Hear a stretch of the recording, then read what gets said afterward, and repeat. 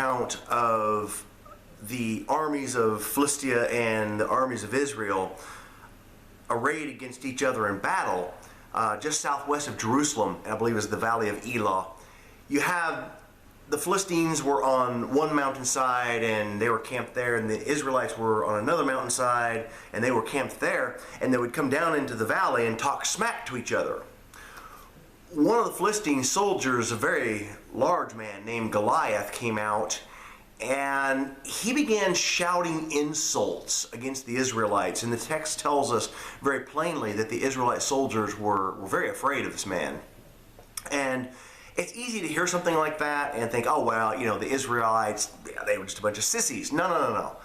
That is absolutely not the case. By this point in Israel's history, these were battle-hardened soldiers. So for them to be terrified of this man is quite telling. Goliath was genuinely bad news. The text tells us he was something in excess of 6 cubits tall, which is roughly 9 feet. So he's a big dude. So for 40 days, every morning and every evening, Goliath would come out and engage in his rants and his insults, and he was just kind of feeding into their fears.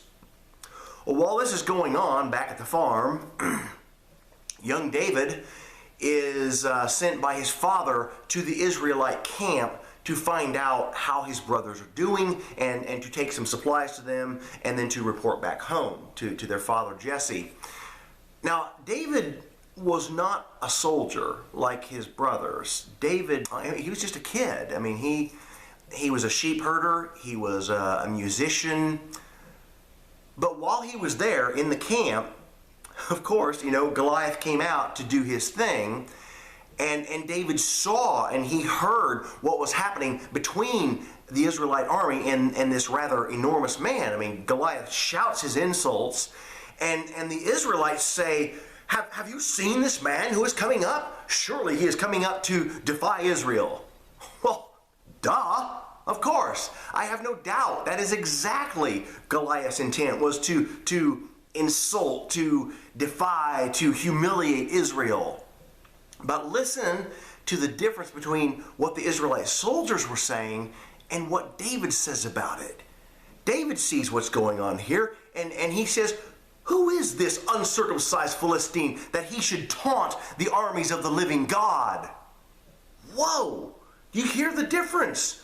This guy is insulting God. The Israelite soldiers are saying, hey, this guy, this is a personal reproach. He's insulting us. We are offended by that. For David, no, this guy's insulting God. I am offended by that. David understood more clearly than anyone in either one of the camps. It does not matter that I am personally humiliated or insulted by the big man. What matters is this is an affront to God.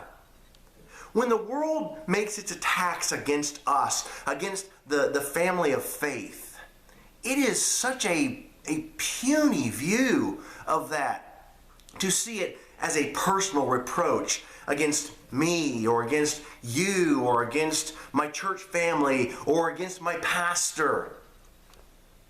But when we begin to view this as an affront against the living God, then we're on to something. So the youngest man in either camp went out to do battle with the one man that nobody wanted anything to do with.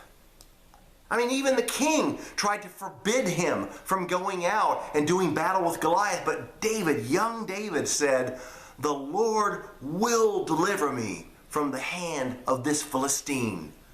Because David knew this is not Israel's issue. This is not David's issue. This is not even the king's issue.